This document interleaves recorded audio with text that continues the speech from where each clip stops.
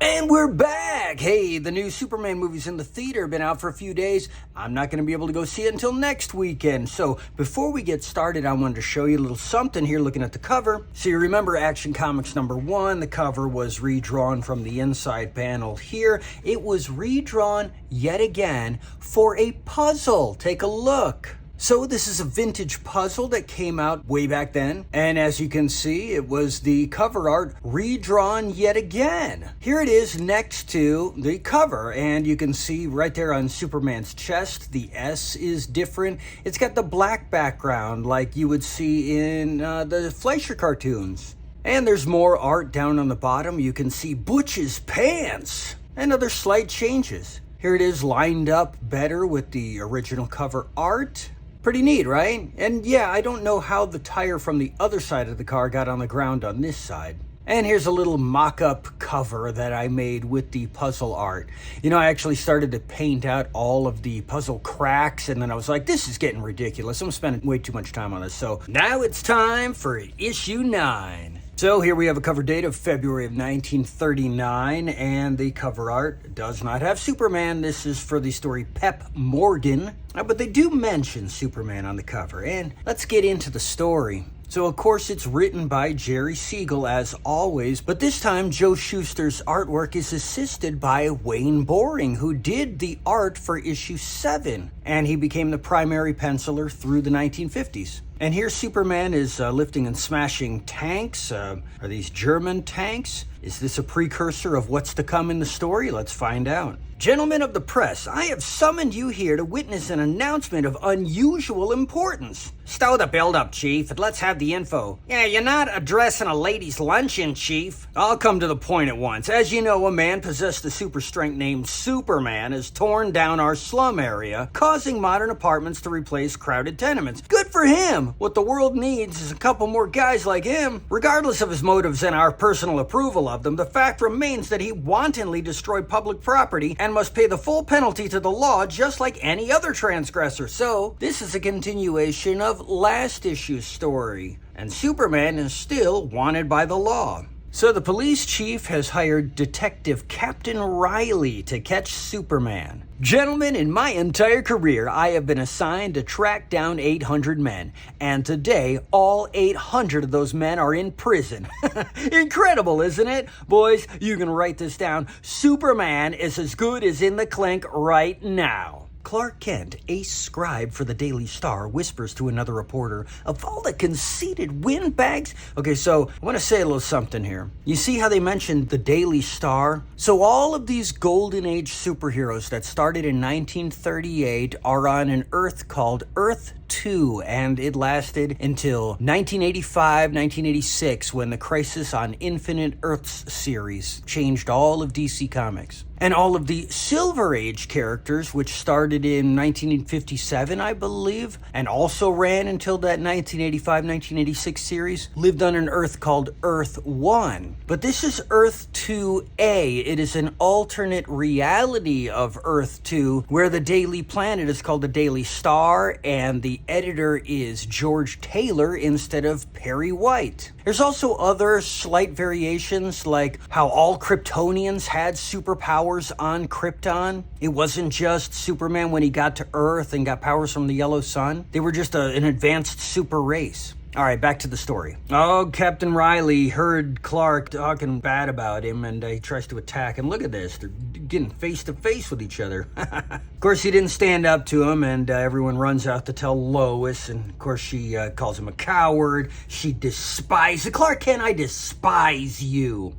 That is so harsh. What? But you've been so friendly lately. I was beginning to hope. I absolutely loathe you. You contemptible weakling. Don't you dare even talk to me anymore. That's gonna make working together rough. And, of course, she confesses her love for Superman again. Or has she done that already? I'm not sure. Is that the first time? I can't remember. Maybe I was too harsh on him. But I can't help it. He sickens me. Lois in love with Superman?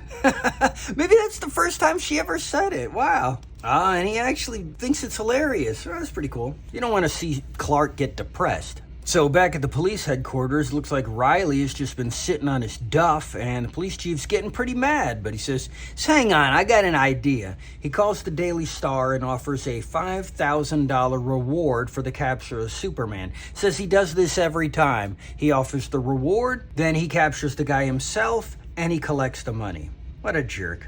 Headline comes out by that afternoon, and an amateur detective named Mortimer Snoop reads it and gets an idea. Now, Mortimer Snoop, I wonder if that's a copy of Mortimer Snurd, which was the ventriloquist dummy that Edgar Bergen used. He created him just the year before, in 1938, and would have been popular on the radio at the time, so that's probably where it comes from. And his more famous ventriloquist puppet was Charlie McCarthy, and even though he was a ventriloquist, he was famous on the radio, so you couldn't actually see him perform his act, which is pretty interesting, but he is in one of those early Disney films. And he might have popped up on The Muppet Show as well, but I'd seen him as a kid. So we've got a mental patient climbing out the window to commit suicide. And the police call reporter Clark Kent to report to the hospital. That's weird. He ducks into the alley, changes into Superman, and leaps away, being witnessed by Mortimer Snoop.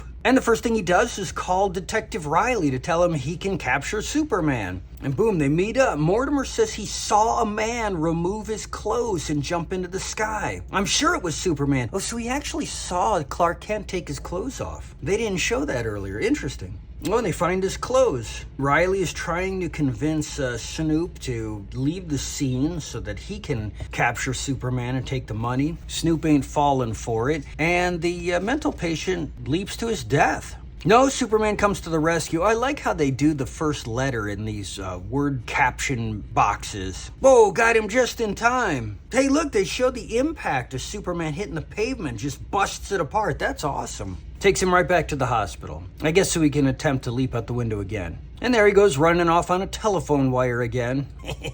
Oh, he sees them down there waiting, and they both pretend to leave. Oh, I guess Superman ain't coming back. And they're hiding out, just waiting. Oh, they come around, bang right into each other's face again. But it was enough time for Clark to get his clothes back on, and Riley's pretty mad at Snoop. But that's all right, because little does Riley know, Snoop stole something from Clark's pocket. A clue to go find him again. I don't know how they're going to capture him when they find him. How do you capture Superman just by standing there? You going to grab him? Is that going to work? I guess this is early enough on. They really just don't know anything about this guy. So Mortimer shows up at the address on the little paper he stole, and he can't get in. So he thinks, well, I'll call Lois Lane, and she'll get me in. Lois shows up and thinks, you know what, I got to get in there. And goes right past him. I don't know that guy. Get him out of here. And she walks right in. Oh, man. Old Mortimer ain't having much luck. So he calls Riley, and Lois is surprised to see it's Clark inside. Riley busts on through. Mortimer's close behind. They're looking for Superman. Which one of these dorks in a suit is Superman? Oh, he's gonna search him. He's gonna search him. He'll find the costume underneath. Uh-oh, what's gonna happen? Oh, Riley! Auto parts. There's probably a local commercial, and you guys are thinking, what the heck are you singing? Okay, so they're still fighting over who's going to get the reward, and that's not going to go well. Riley says, beat it, you insect! And Mortimer goes, oh, you going to double-cross me? Well, take this. And he flips out the lights. Perfect. Just enough time for Clark to change into Superman. Good, because he would have been next to be searched. Well, now's your chance. Capture him. Yeah, that's exactly how it was going to go. Couple of knuckleheads. And he leaves, and the forlorn Lois missed her chance to even speak to him. Shucks. And that was it for that goofy little adventure. So I'll see you around next time.